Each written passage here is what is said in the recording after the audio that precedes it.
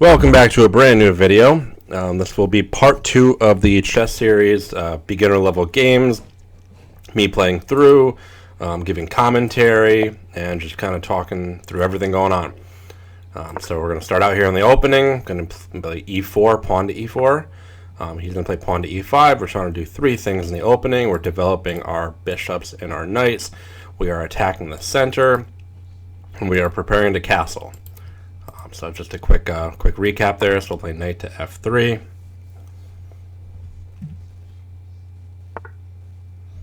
Okay, and we're going to move the bishop. So this is a very standard opening called the Ruy Lopez. There's a lot of ways to follow up, and that is not a common one, but that's okay.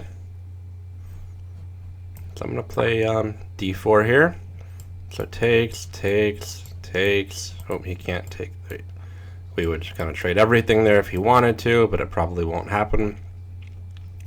And we can also castle now.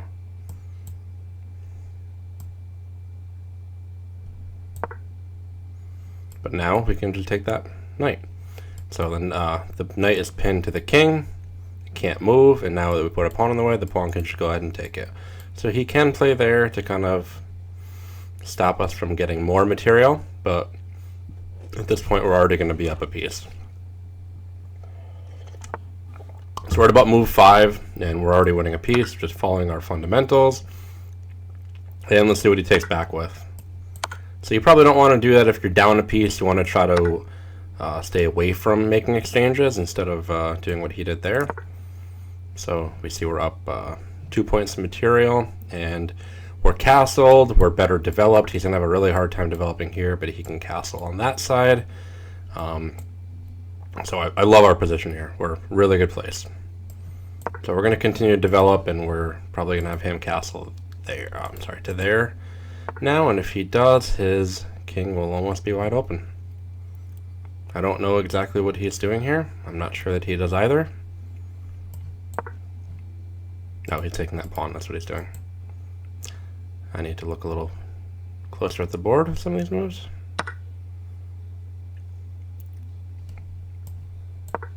But we're still okay.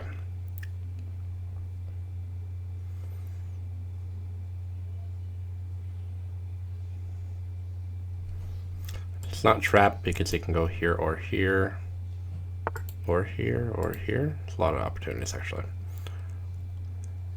Okay, so he's only moving his queen here, which is great for us because we can continue to develop. We just have to do it a little bit carefully. So I'm going to offer a queen trade, and let's see if he wants to do that. And then we kind of just have to chip away at the pawns here. Now this pawn here, if we can get that, that would be fantastic. I don't know if we'll be able to right away if we don't exchange queens. So if we were to take this with the queen, it would be attacking both the king and the rook, and we would win one of them. But I don't think we're going to get there right now. That's an interesting move. So he's going to have tripled pawns, meaning 1, 2, and 3. And that is terrible. Doubled pawns are bad. Tripled pawns are worse. So we're happy to make that exchange. But now that the queens are off the board, it's definitely going to be more of a grinded out game than like a sharp attacking game. The queens are going to be the pieces that are going to deliver the most checkmates, and once they're off, opportunities for that go away a little bit. So we're going to try to just work our way up the board and getting a better position. So we might do that so we can trade pawns. I might play kind of bishop there, and then if we trade, take back with the knight, so we're kind of working our way in. I want to protect that, and that still now allows us to make that exchange I was saying before. Oh, okay, let's do this. Okay, so now he's forced to make that exchange. And we want to try to preserve our knights here, and the reason for that is when you have a position that's very closed like this is, meaning there's not a lot of kind of open lines, the knights are going to be better because they can maneuver in space a little better. Whereas if we had, what can we do here? Can attack 1, 2. If we had bishops, they would be kind of stuck because the diagonals would not be open.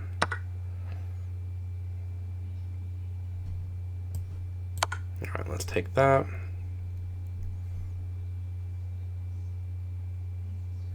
So because of this, he can't take that. He only had 2 moves really, just here or here. Let's do that, and afterwards we can go here. We have options. Options are good. Okay, we'll take that pawn. If he wants to trade, I would be more than happy to. But he might just take back there.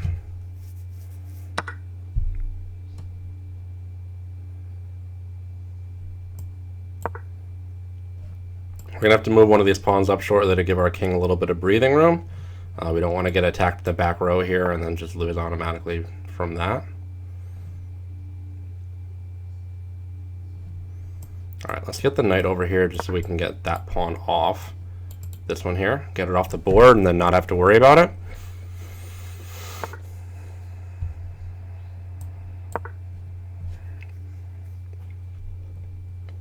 So he can't go here to attack. And that'll block that, so we can just take the pawn with the rook.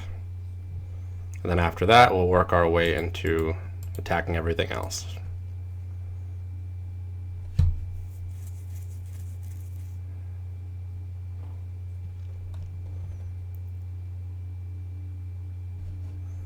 could do that. So again, it's really, this is kind of a slower game. You're just trying to, you know, take a couple pawns from your opponent or get a good attack going, but it's not always totally clear the best way to go about that.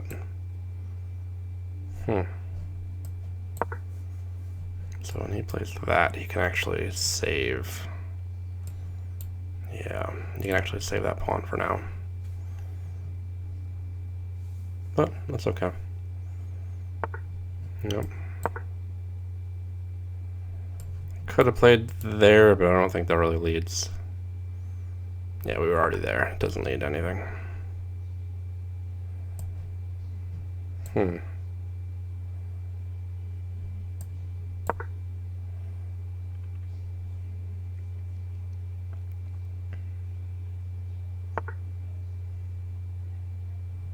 So that's the wrong... Is that the wrong move? I think that's okay for now.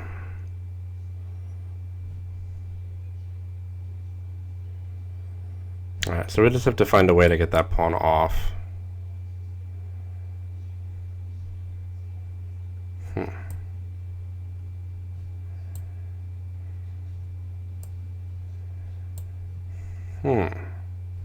Peculiar. So that's protected by that other knight there, and we're going to also attack that. So we're going to fish around for an opportunity here. After that, we can go over to here. So we got to be patient still. You know, he'll probably run out of time to lose the game, but I'm sure that I would find a way to win this eventually. I'm only at 1 pawn here, but I feel very comfortable with my skill level compared to my opponents. Okay, so I want to attack there. If he goes here, we have a beautiful check there to attack both the king and the rook. Will he do that? Let's find out.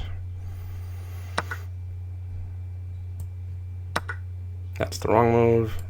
He can take back, but if he turns that to a queen, I can just take it. So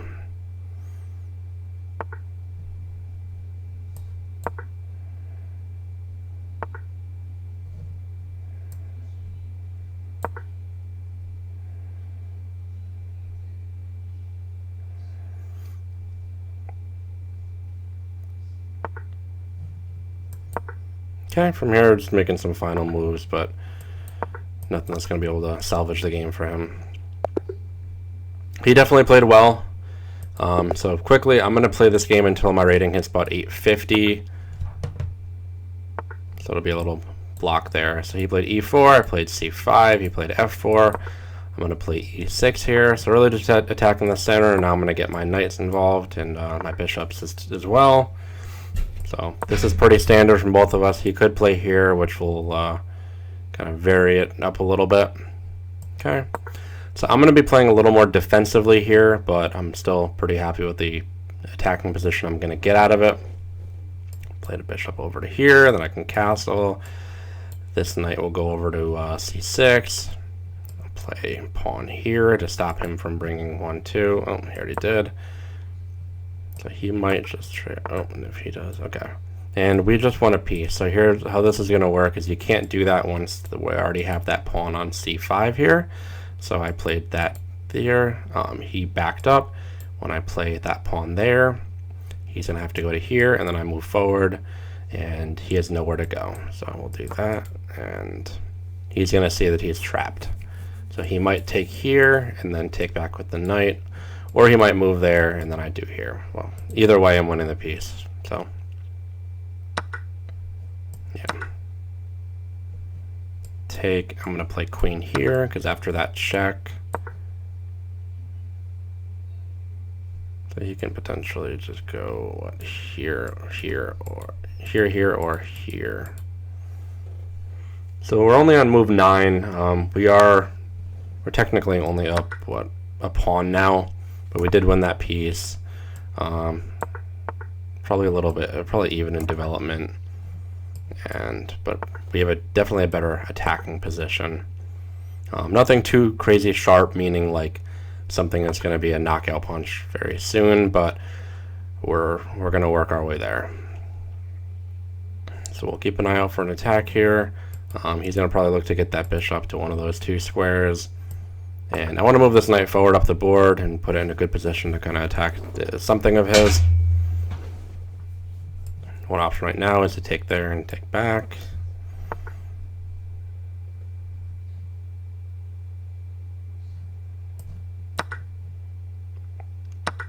Let's do that. Take that. I don't know what that did.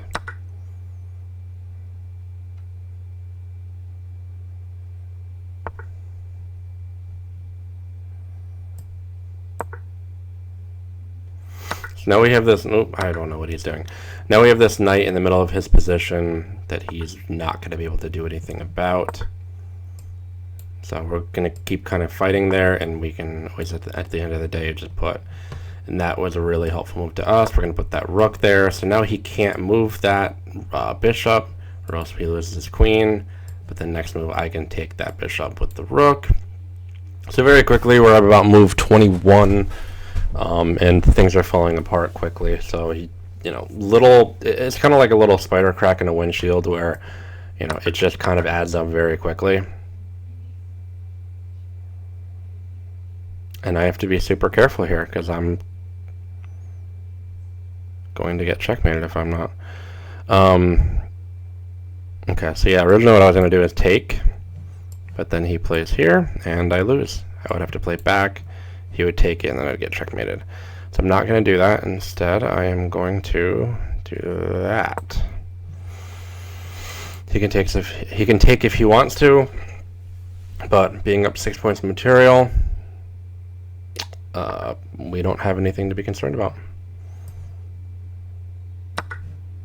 And next we'll move one of these 2 pawns to give us some breathing room with the group. Made the wrong move there. Oopsies. Alright, we're okay.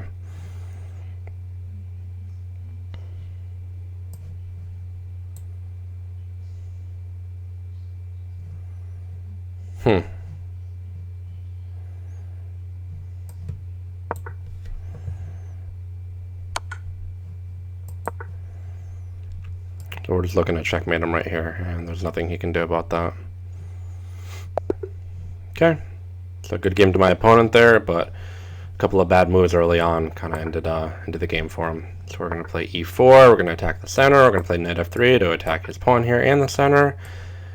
He played knight c6, we played bishop b5. This is another kind of variation of that Ruy Lopez that we had played in that last video. So we're going to kind of follow standard moves here. This is going to protect that, which he was attacking there. Now we're being attacked here. We're going to back that bishop up. And we're going to castle. So we have 3 minor pieces developed. We have one that we still have to develop. And one thing to note here, this is not a good move by him because you want to get that pawn out, but now that pawn's stuck because it can't go anywhere with the bishop right in front of it. So something definitely to pay attention to. What you don't want to do. Chess is very often, I should say, about what you're not doing or what you're avoiding doing. So for that, we're going to push. Oh, I should have played that up already. That was my fault. I would have won a piece there. I forgot the queen was protecting it, but we see it now. So, and now that pawn is pinned to the king. So we'll see if he notices that, and he did not notice that he would be losing a piece. So he'll likely move the bishop back, and then we'll take. And now, not only is it a problem that he lost a piece, but it's also a problem that his king is wide open. So we'll throw a check in here. Okay, we'll take that pawn. We're looking at checkmate there, and he resigned. He could have moved his rook over, but I don't think it would have been a long-term plan.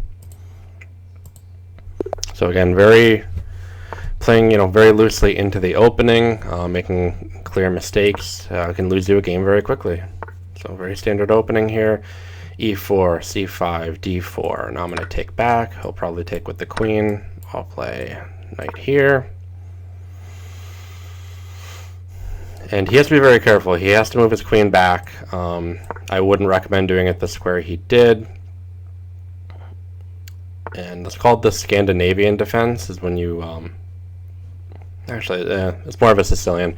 But when you take with the queen and then move a queen back, with the way he's doing it, it's probably going to end in trouble. I'm going to develop my pieces, but also attack his queen at the same time because he didn't move it all the way back. And it'll give us an edge in development, which will be huge.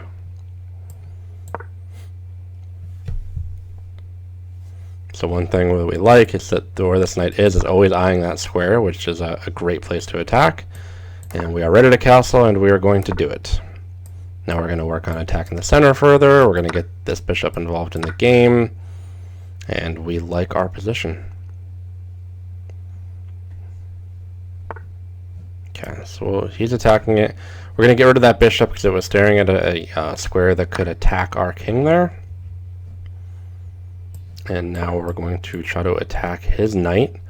And if we were to be able to take it and his queen wasn't where it is now, he would have to move that pawn away from his king for protection.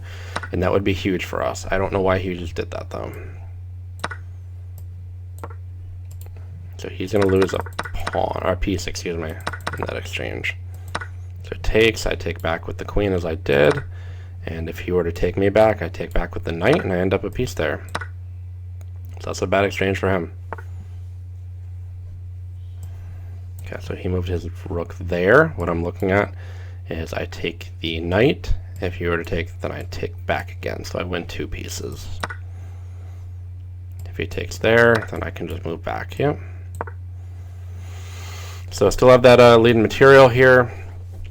When we quickly count, we see 1, 2 minor pieces compared to just the 1 when both of us have both of our rooks. So we're going to try to trade pieces here, and he is way too cooperative to do that, in doing that. So he's trying to attack that pawn. I'm going to move it up, and it's protected by that one here. He may get his other rook involved here. But what we can do if he does is play rook here. Perfect. So we would love to trade both rooks here, and it looks like we just might be that lucky. And we end up a bishop to him having no pieces. So this is definitely what we consider an end game. Obviously the big difference is you're having that bishop. So we want to use that to our advantage. But when we look at these endgame principles, which I haven't really covered yet, so this is a great opportunity. We want to try to get our king to the center, and we want to try to move our pawns in the best position possible, but be patient. It only takes one pawn, a quality pawn, to turn into a queen when we get it all the way down the board. So we're just really trying to eye an opportunity to do that. So I'm going to take some space here, move that pawn up, and I'll try to move my king maybe towards here soon, and then I'm going to kind of eye some opportunities with the bishop to attack. But I got to be patient. I don't want to attack in ways that give him more opportunities to move his pawns forward or really develop. So now it's definitely when I want to move my king forward, and he's doing the same. But it's going to get to a point like right here where he can only move his pawns, but I have this bishop. So he can now move. He can now move there, or not. He doesn't have to guard it, I guess. No. Okay, so he's gonna go for this pawn here, but we are okay with that. So what's gonna happen is now this pawn is protecting that one, and we're gonna run this up the board. He can't take that. And he's going to look to attack it with 1, 2, 3. Oh, let's try it again. 1, 2, 3. But this is only going to take 1, 2, 3 turns to turn into a queen. So it's always about, it's a race with these type of positions where you're racing to first one to get a pawn down the board. So really a lot of your calculating is based upon that. And I saw that our path to turning the pawn to a queen was much faster than his. So I felt comfortable doing it. So he's going to fight on a little bit. So we'll exchange here. But he's nowhere close to winning. So now it's really just about finding the fastest way to win. So we have to watch out for a stalemate, making sure he always has a square to move to. Because he has those 2 pawns there, he will. And we're going to try to move our queen in here. Let's see where he goes. I believe he has to go there. We'll take that pawn. The queen is protected by both the king and the bishop. So this is a position where we are sure that we're going to win. We just have to finish it.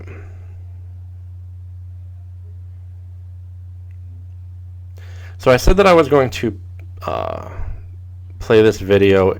Actually, no, I'll keep going. I take that back. I'm going to go until 8:50. Hopefully he resigns soon and we can keep things moving.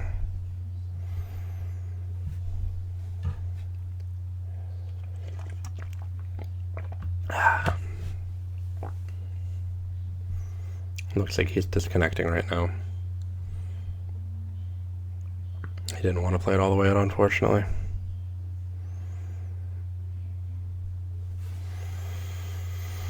But this was a really good example of an instructive end game, so I'm glad that we had this opportunity. So we're going to look about probably 2 more games until we hit 8:50, where we will cut the video, and you will see the next section after that. Standard opening here. I'm playing with the black pieces: e4, c5, knight f3, e6. He may play d4. I'll take. He'll probably take back with the knight. That's a little bit different. I'm going to play d5. He can do what's called en passant and take sideways with the pawn because I moved it kind of past where it normally would go with those 2 squares. But he may not know that rule, or he may just choose not to, which he did. So I have to move this knight twice in order to castle here, because I don't want to put it, obviously I can't put it here because it'll get taken. I don't want to put it here because he can take with the bishop and it would open up my king. So he's checking me there. I'm going to put the knight there. Let's see what he does.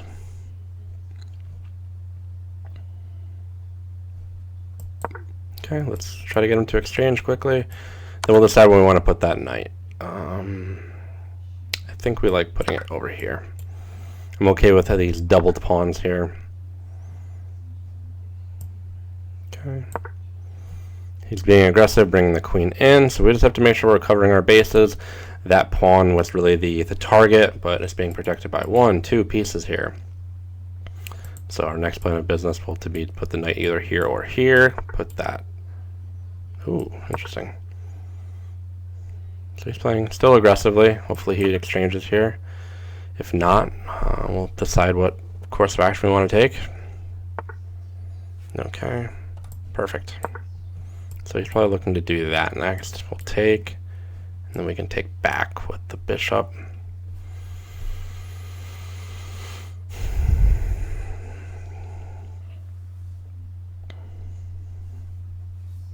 But he is probably, he can castle soon. He's getting developed. So I'll have to take back with the f pawn. It's a lot of kind of clutter in the middle here. Oh, that is unexpected. Okay. So I can castle there, but I'm going to hold off on doing so. I'm going to play a couple of tricky moves here. Next I'll probably move that pawn up, which will open up that line for that bishop. and then I can win that pawn there. Let's see if he sees it. If not, I'm going to win the queen. You always have to remember to look at what a move is doing, not just the piece that is moved, but also what other pieces it opens up and opportunities that it opens up. This might be a prime example of that. But we are going to look to attack. So he has to back up to there, I believe. I mean, I guess he could, yeah, he could do that, but it's not smart. Ooh, poor guy.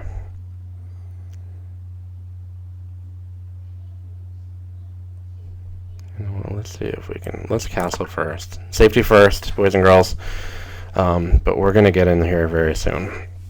I think we want to play queen over to here. We want to try to attack that. And then we put both rooks to face over to that king and just get an attack going. But we have time to be patient because he can't really get into... Oof, he is sacrificing pieces already. That is screaming desperation.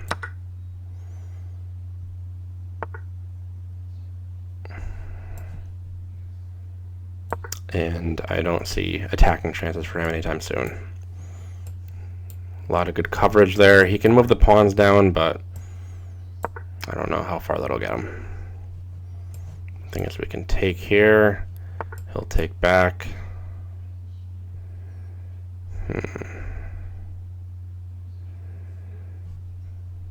Let's sacrifice that. Take. Do we take there? Yeah, so we're going to really just put his king in the run here, especially since he sacrificed that knight earlier. I feel better doing this. The other option is to take there, but he can block quickly. I'll check him.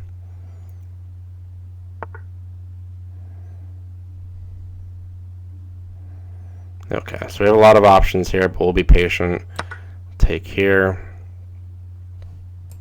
Get that rook involved. Get that other rook involved. Get the whole team involved. Chess is a team sport. You have a team of pieces, and you want to make them work together to achieve your goal of checkmating your opponent's king. We also can move that pawn forward and then get a check or attack going with that that bishop.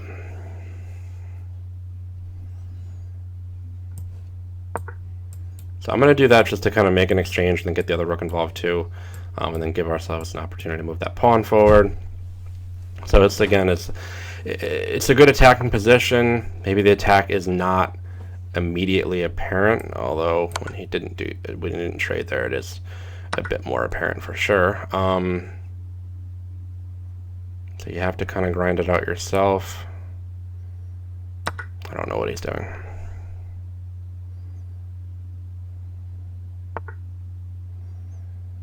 He's being desperate, that's what he's doing. So if he takes, then he can actually checkmate me there. So I want to be a little careful of that.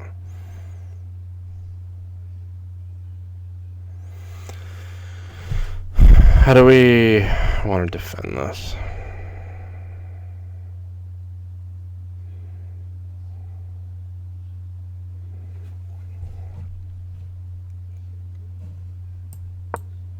We'll go there. If he takes, we'll go... You know what, we can do that too. We have options.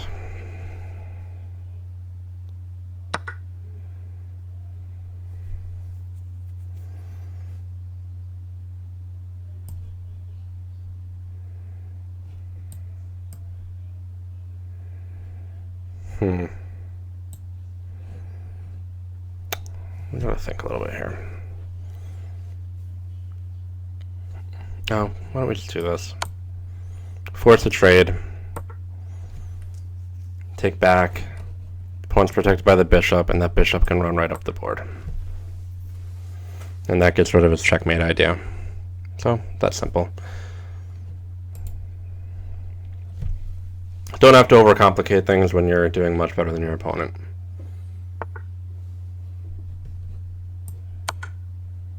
So he'll take back. Gotta push that pawn. So we have both of these pawns that can work their ways up the board. Oh, and that's going to be a problem for him. He can't move that knight or else we win that rook just like that. That may be time for him to resign. But even if he plays this out, it does not mean that he has a chance to win. I don't know why I did that.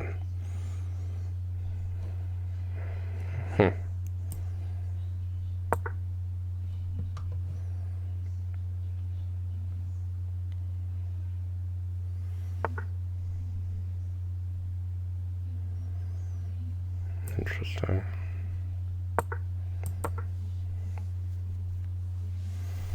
Yeah, so he has about 30 seconds left, just grinding it out. I mean, the game really is over.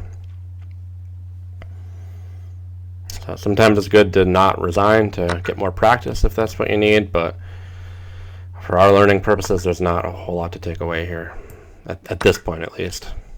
Earlier, absolutely there was. So if he tries to chase down that pawn, move that one forward.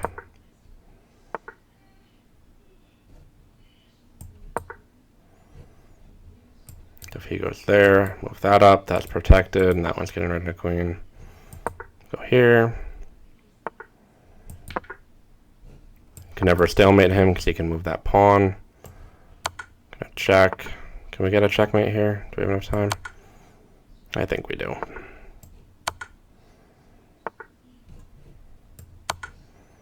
Okay.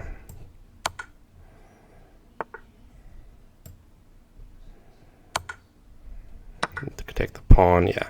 So this is going to be just a little bit of a annoying kind of habit there. Okay, time up. And we have one more game until we hit 8:50, and then we'll conclude the video. Looking at about a half hour. May try to cut the video length down a little bit. But hoping this is instructive, hoping we can take a lot away from this. E3 is generally not a recommended move in the opening, but I played C5 like I normally do. I played knight F6 here. I'm going to continue to develop. I don't know why he's moving his queen, as we have been talking about. That is not a recommended thing to do. He's breaking a lot of principles here. He's putting his bishop in front of his pawn instead of behind it. You can't move that pawn, obviously. So that's an issue. And we're going to put the knight here. I'm going to mess with him a little bit. Okay. So we'll now move it back, and then we'll move these pawns up to try to attack him. Obviously, his queen is being attacked by the knight still, and he's dancing around, but this isn't going to lead anywhere too good for him. So we're going to get that bishop developed, and then we're going to castle. All on a day's work.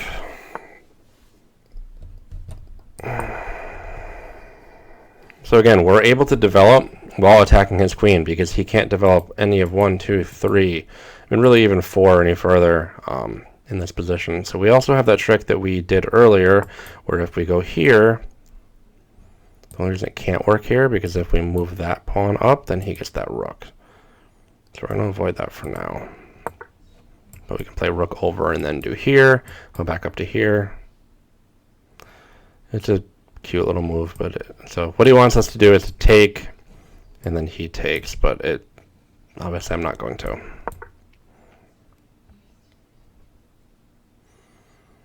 So he's trying to be tricky, and when you move your queen out early, you have to, if you want to kind of make up for how bad it is overall, but it's not working for him. The other move I actually could have played there is just that to block the queen, and then he would have to move that bishop away, otherwise I'd be able to take it. Okay, so we'll castle, and then we'll look to play that move there.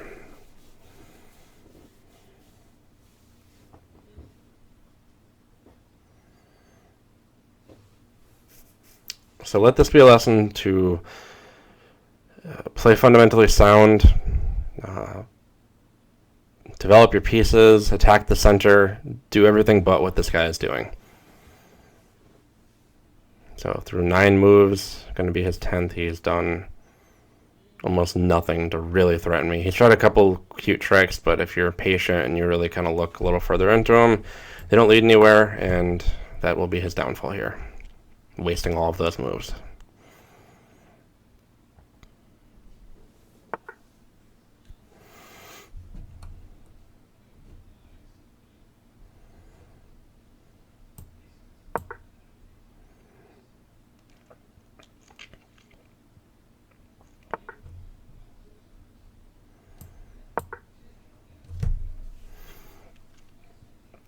Yeah, so these are kind of moves by him that aren't doing anything. Maybe he's attacking my queen for a move, but I move my queen away to a safe square, and then he has no momentum. He has no initiative, is the kind of term that we use in chess for kind of like a attacking momentum, and he has none of it. So we'll continue to move up the board. We'll move this pawn, move a second one up. We'll get this bishop involved, and then we'll just push the center because he can't stop us. He has nothing there.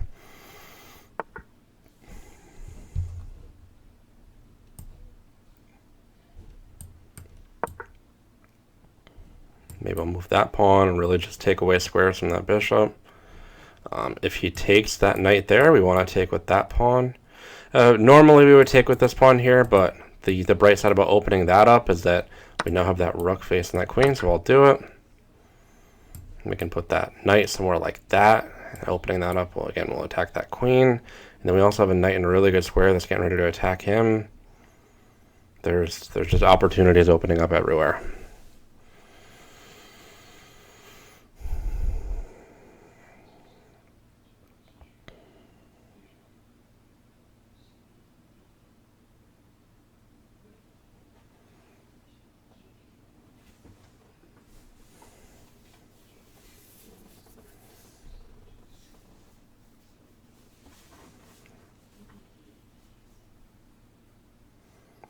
So yeah, I think he really committed to trying to do an attack, and once you've kind of committed to that type of strategy, it's hard to start to play fundamentally sound after attacking for 7 moves. Maybe he never had that intention anyway, but sometimes you just kind of have to continue with it. And will this trick him? I think it is a good chance to. He might just do that and forget that his queen is being attacked. Or maybe he won't, we'll find out.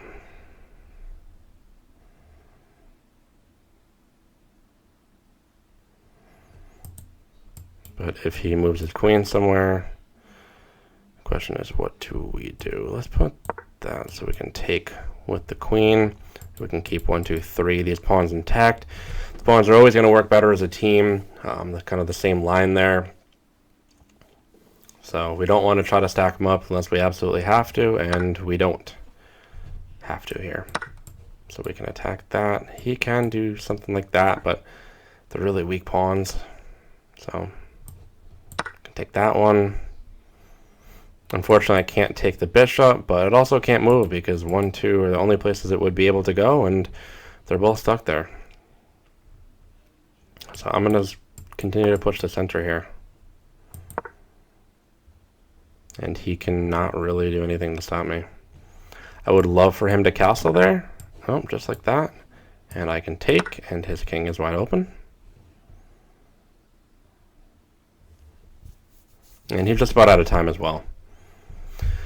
So with that, thank you so much for watching the video.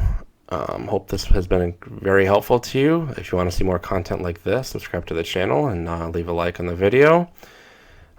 Feel free to leave a comment as well. Let me know what you think, if there's something you'd like to see done. If you have a question about chess, at this, especially the beginner level, I'd be happy to answer it for you as we try to go on and finish this game off.